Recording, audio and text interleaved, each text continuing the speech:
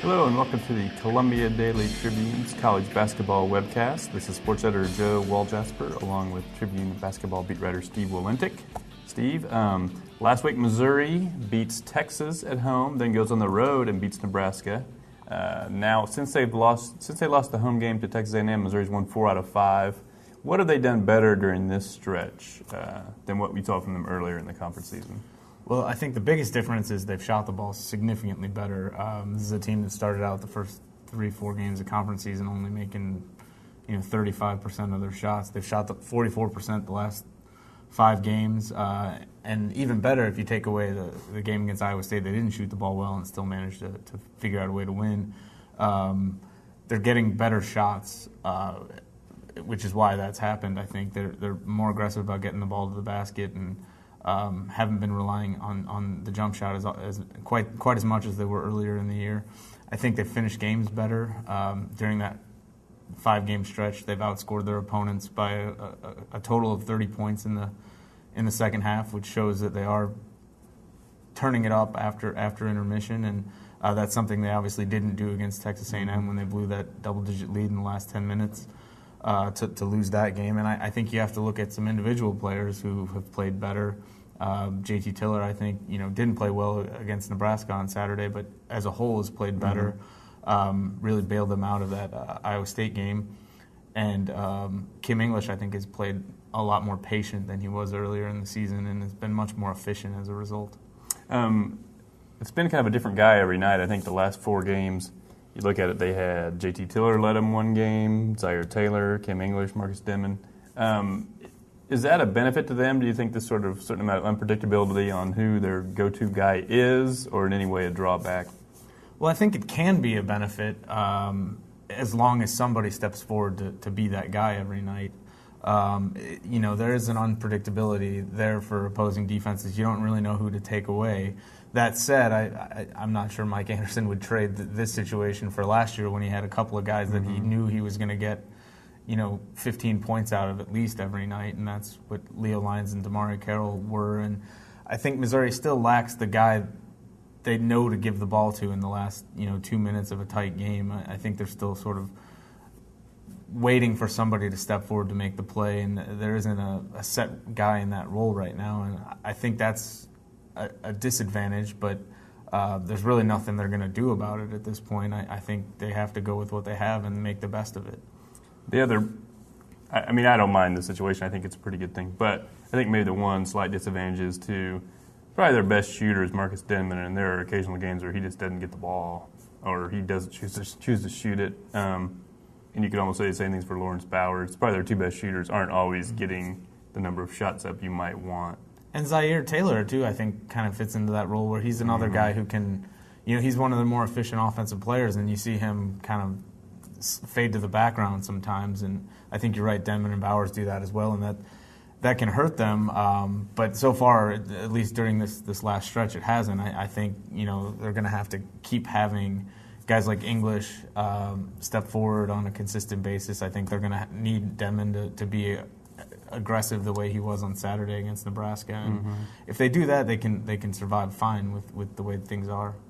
As you look, Missouri this year, they only have lost by double digits one time, and that was at Kansas when they got beat pretty good. Other than that, 7 points is their biggest margin of defeat. After they play at home against Colorado on Wednesday, they go to Kansas State on Saturday, a game that, if they were going to lose big, that might be the one left on the schedule. Do you think that's a game they're going to be competitive in? And if so, how are they going to have to go about it? I do think they'll be competitive in it. I think obviously that's been a house of horrors for them of late. They've gotten run out of the gym there the last couple of years. But I think this is a pretty gritty team. They find ways to at least hang around in games. It's funny that right around the time everybody started talking about the Octagon of Doom in Manhattan, Kansas State doesn't seem to play quite as well in that building. They lost to Kansas, which is nobody's gonna complain about that, but they also lost to Oklahoma State at home, only beat Nebraska by 4 points and gave up 87 to a really undermanned Nebraska offense. So I think they're not as overwhelming a team at home as some others in the Big 12.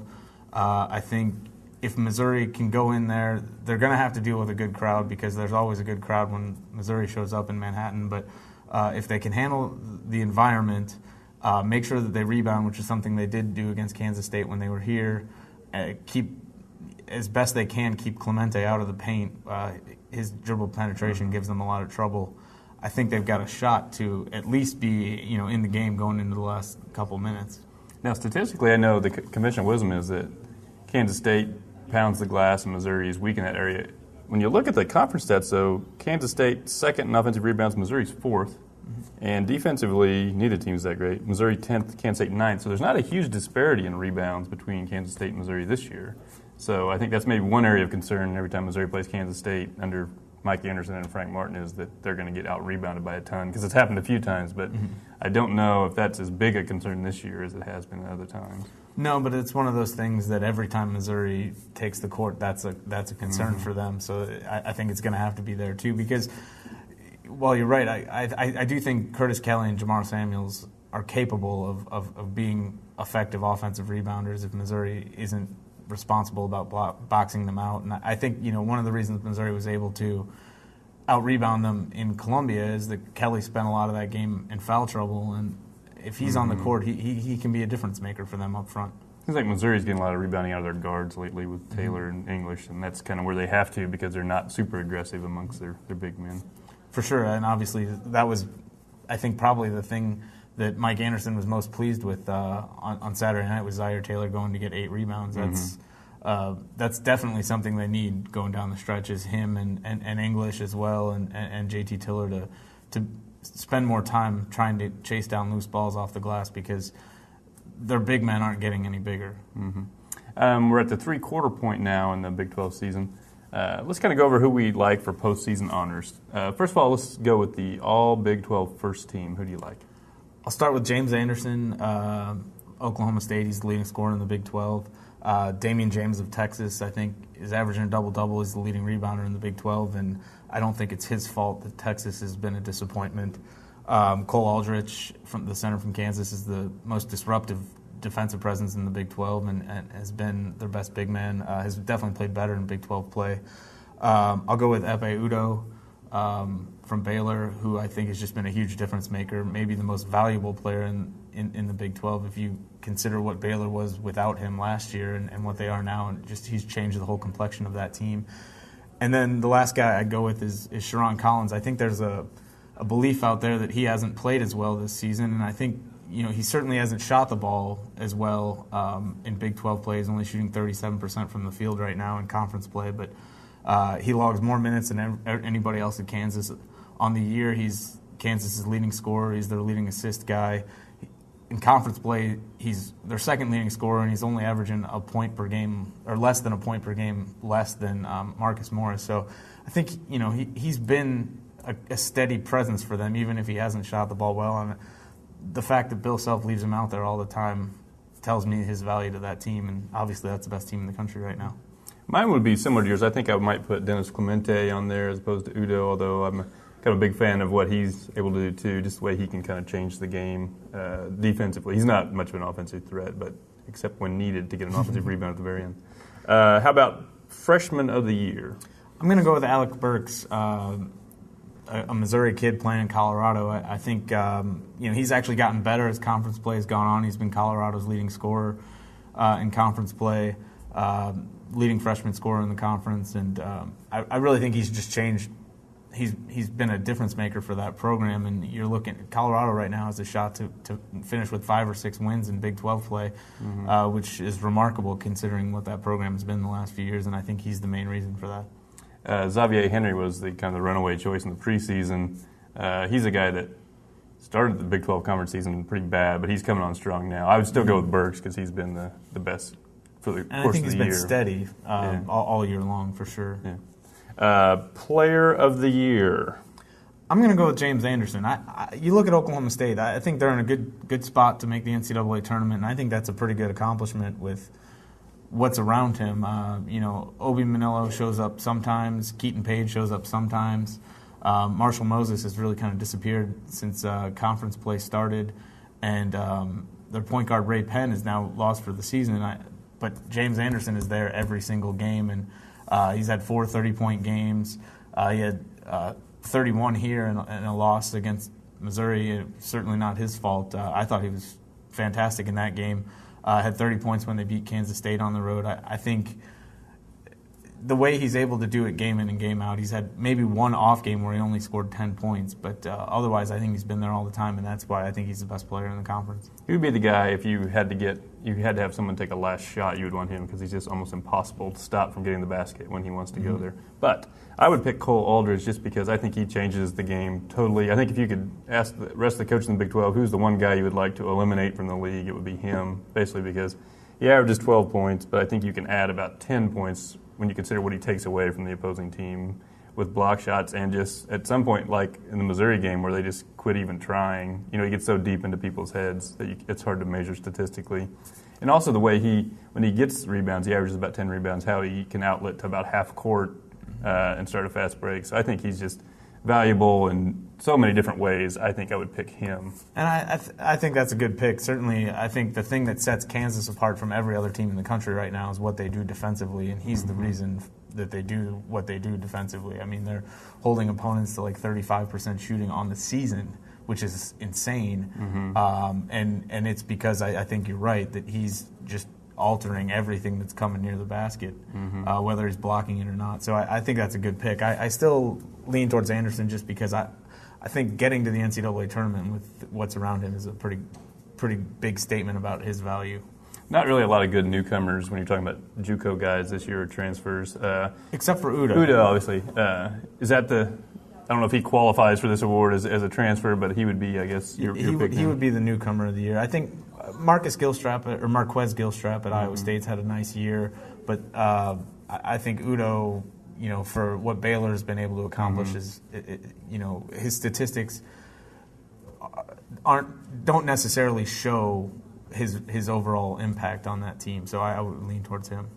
Now it's kind of an interesting year for Coach of the Year because I think there's about 5 really good candidates. You could talk about, close to home, Mike Anderson, the team that picked 7th. He's got them. This was, I think, considered sort of a bridge year. Can they? It was not certainly any sort of given they were going to be able to make the NCAA tournament. Now it looks like they're almost certainly going to make it. He's a guy that I think is consistently his teams are probably going to be picked to finish lower than they actually do. Mark Turgeon loses their best player basically, or one of their 2 best players to a gruesome injury. He rallies them. Their scoring margin is plus 0.8 on the year, but yet they're right in there 8-4 in the conference. So he's done a nice job. Scott Drew was picked 10th. He's got Baylor up there contending. But probably the 2 that people are going to focus most on, I would guess, would be maybe Frank Martin at Kansas State, Bill Self at Kansas. Who do you like for that award? I think you have to lean towards Self, even though they were picked to do this. I don't know. I mean, they have a legitimate chance now with 3 games left on their schedule to go unbeaten in the Big 12, and this is allegedly the best year the Big 12's ever seen.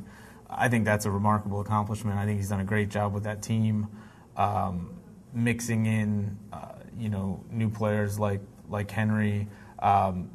The development of Marcus Morris, I think, has been huge. I think Aldridge has gotten better since conference play started, and I think he's done a good job of, using Sharon Collins to steer this thing. And I just think, part of coaching is assembling the talent, and I think you got to give him credit for doing that. That's the part that always seems to get underrated usually in the picking of the postseason honors. Well, boy, you did a lot with a little. Well, it's your fault you had a little, I guess. But with him, I think one thing he also does really well is gets McDonald's All-Americans to play really hard and play defense, which a lot of coaches can't.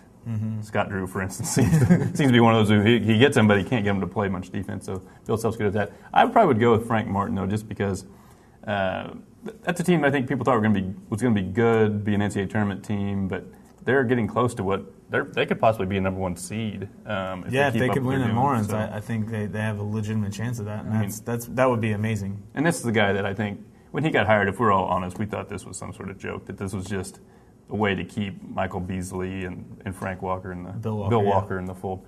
And he's turned out to be a legitimate coach, and to me, this has been a fantastic coaching job by him. Absolutely. I think, they took Kansas to overtime. They could have easily beaten them in Manhattan. I think that's a tough team. They play disciplined.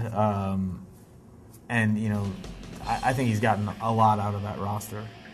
All right, well, thanks for tuning into this week's webcast. Next week we'll be back to discuss Missouri's games against Colorado and Kansas State and to look forward to the final week of the regular season.